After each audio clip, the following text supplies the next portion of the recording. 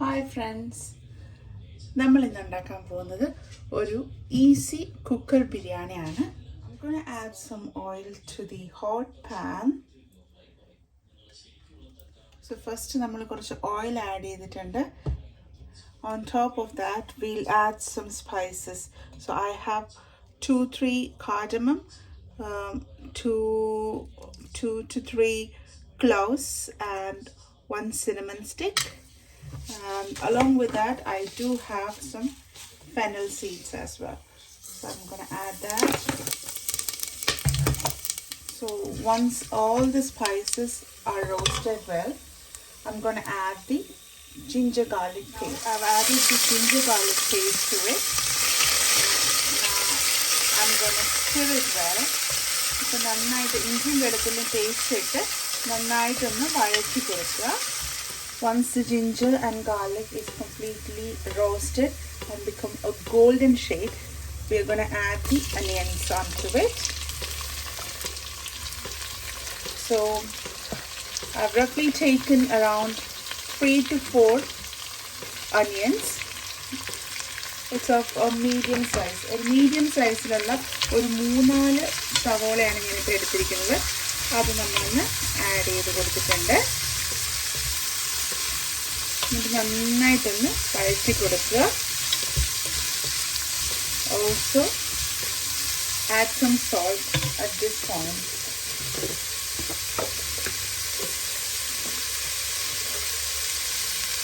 I'm going to add some salt to it.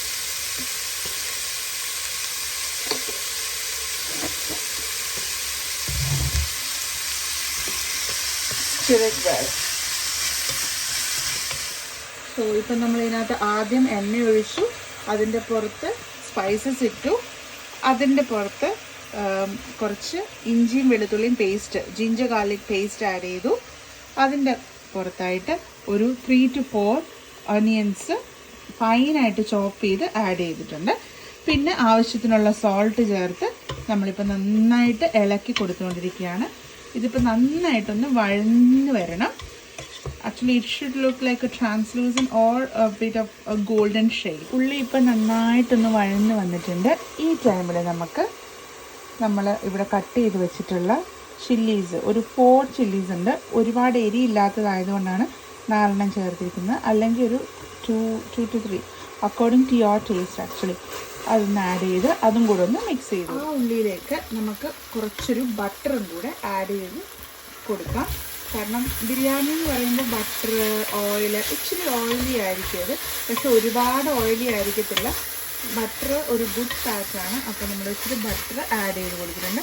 ഇത് നന്നായിട്ട് mix ചെയ്ത് കൊടുക്കുക. ഉള്ളി ഇപ്പം നന്നായിട്ട് വഴന്ന് വന്നിട്ടുണ്ട്. ഈ ടൈമിൽ നമുക്ക് ആവശ്യത്തിനുള്ള മസാല പൗഡേഴ്സ് ചേർക്കാം.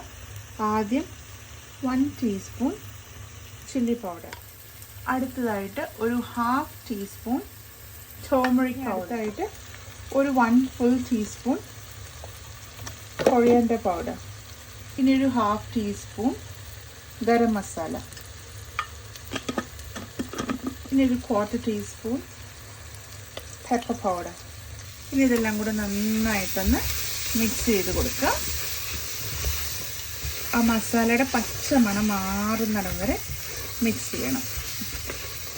ഇപ്പം നമ്മൾ മിക്സ് ചെയ്തിട്ട് നന്നായിട്ട് മിക്സ് ആയിട്ടുണ്ട്. ആ മസാല റോസ്റ്റ് ആയിട്ടുള്ളൊരു ഫ്ലേവർ നമുക്ക് കിട്ടുന്നുണ്ട്. അത് കൂടാതെ നമുക്കിനകത്ത് എണ്ണ തെളിഞ്ഞു വരുന്നത് കാണാം. അപ്പോൾ അതാണ് നമ്മുടെ മസാല റോസ്റ്റ് ആയി എന്നുള്ളതിൻ്റെ അടയാളം. ഈ ടൈമിൽ നമുക്കിതിനകത്തേക്ക് ടൊമാറ്റോസ് ആഡ് ചെയ്ത് കൊടുക്കാം.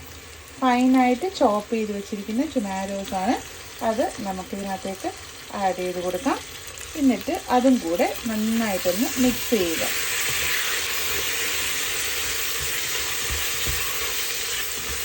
ടൊമാറ്റോസ് ആദ്യം ആഡ് ചെയ്ത് കൊടുത്തു കഴിഞ്ഞാൽ ചില സമയത്ത് ആ മസാലയുടെ ആ പച്ച മണം എപ്പോഴും ഉണ്ടാവും. അങ്ങനെ ഉണ്ടാവാതിരിക്കാനായിട്ടാണ് ടൊമാറ്റോസ് നമ്മൾ പതുക്കെ ഇത് മസാലയൊക്കെ റോസ്റ്റ് ചെയ്ത് കഴിഞ്ഞിട്ട് ആഡ് ചെയ്ത് കൊടുക്കുന്നത്. ഇനി അത് നന്നായിട്ടൊന്ന് വഴണ്ട് വെന്ത് തക്കാളിയും ഉള്ളിയും മസാലകളും എല്ലാം നന്നായിട്ട് മിക്സ് ചെയ്തിട്ടുണ്ട്.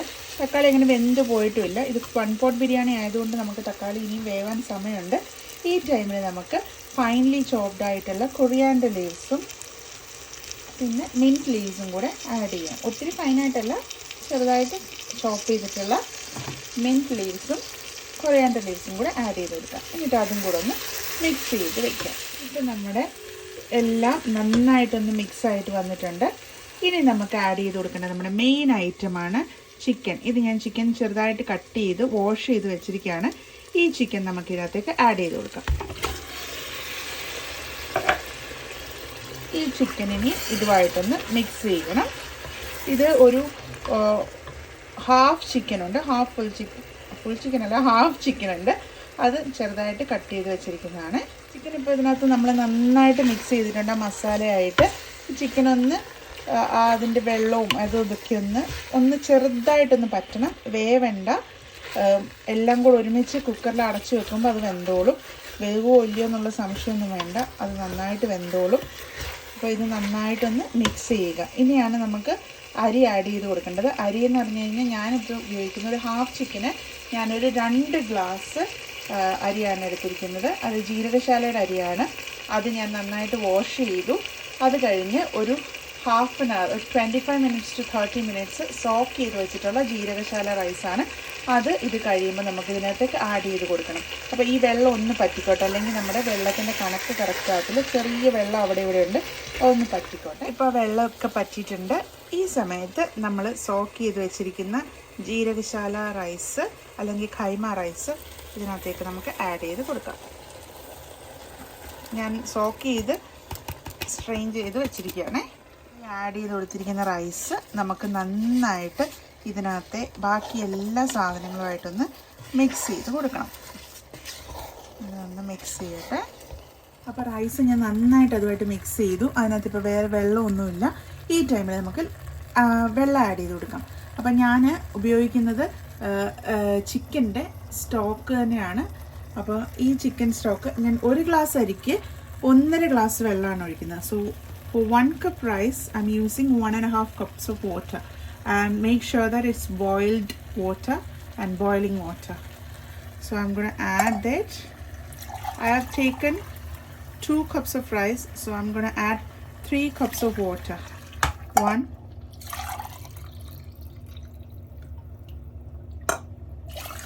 2, so total 3 cups of water for 2 cups of rice. So അതിൻ്റെ മെഷർമെൻറ്റ് അഗെയിൻ ഞാൻ ഒന്നുകൂടെ പറയാം. for 1 cup 1.5 cup of water. 1 cup of rice 1.5 cup of water. So 2 cups ആകുമ്പോൾ 1.5 plus 1.5 3. എന്നിട്ട് നമ്മളിത് നന്നായിട്ട് മിക്സ് ചെയ്യുക. ഈ സമയത്ത് നമുക്ക് ഇതിൻ്റെ ഉപ്പ് നോക്കണം. എന്നിട്ട് ഉപ്പ് എപ്പോഴും ഒരു പടിക്ക് കയറി നിൽക്കണം. 1 pot ബിരിയാണി ഉണ്ടാക്കുമ്പോൾ പ്രത്യേകമായിട്ട് ശ്രദ്ധിക്കേണ്ട അതാണ്. Make sure that the salt is a bit high at this stage. I've checked the salt. It's a bit low, so I'm going to add a bit more salt.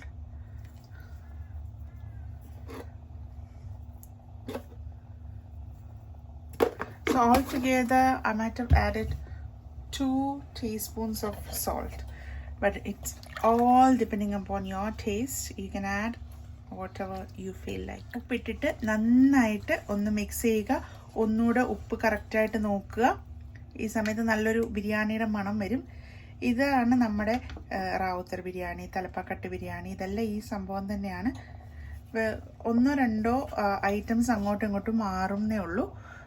Mainly ഇത്രയും തന്നെയാണ് സംഭവങ്ങൾ. ഇപ്പോൾ നന്നായിട്ട് സെറ്റായിട്ടുണ്ട്. ഇതൊന്ന് തിളച്ചോട്ടെ. തിളയ്ക്കുമ്പോൾ നമ്മൾ കുക്കർ അടയ്ക്കുക, ഒറ്റ വിസിൽ വയ്ക്കുക, അടുപ്പിൽ നിന്ന് മാറ്റി വയ്ക്കുക.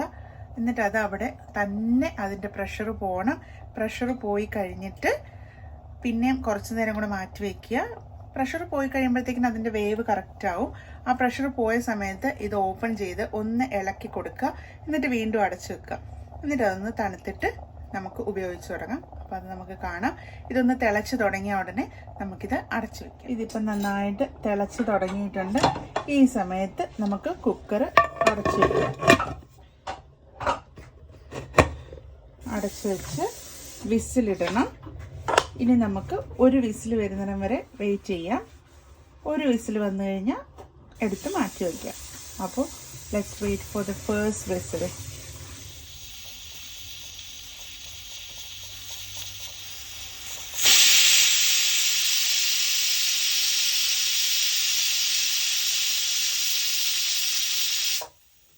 സോ ഒറ്റ വിസിൽ വന്നു, തീ ഓഫ് ചെയ്തു, അടുപ്പിൽ നിന്ന് മാറ്റി വെച്ചു. ഇനി അതവിടെ ഇരിക്കട്ടെ, അതിൻ്റെ പ്രഷർ തന്നെ പൊക്കോട്ടെ. പ്രഷർ ഫുള്ള് പോയി അത് ഒരു half an hour to 45 minutes അതങ്ങനെ ഇരുന്നോട്ടെ. അതിനെ അനക്കാനും പോകണ്ട, നിങ്ങൾ നിങ്ങളുടെ പണി നോക്കി പൊക്കോ. ഒരു 45 മിനിറ്റ്സ് കഴിയുമ്പോൾ നമുക്കൊന്ന് തുറന്നു നോക്കാം. സോ നമ്മൾ വിസിൽ മാറി ഒരു 45 മിനിറ്റ് ആയിട്ടുണ്ട്. ഇത് നോക്ക്, ഇപ്പോൾ ഇതിനകത്ത് എയർ ഒട്ടുമില്ല. ഇനി നമുക്കിതൊന്ന് ഓപ്പൺ ചെയ്ത് നോക്കാമേ. Moment of truth.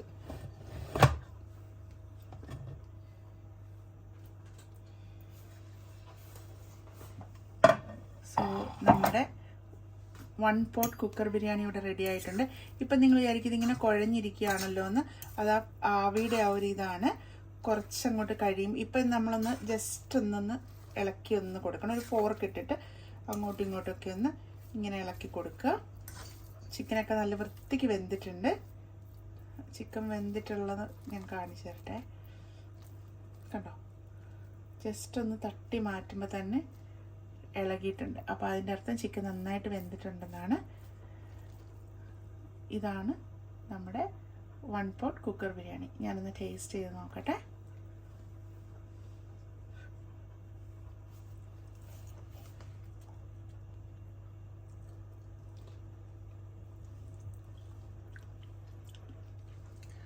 നല്ല ടേസ്റ്റ് ഉണ്ട്, ശരിക്കും നല്ല ടേസ്റ്റ് ഉണ്ട്. പക്ഷെ ഭയങ്കര ചൂടായതിൻ്റെ ഒരു ബുദ്ധിമുട്ടുണ്ടായിരുന്നു.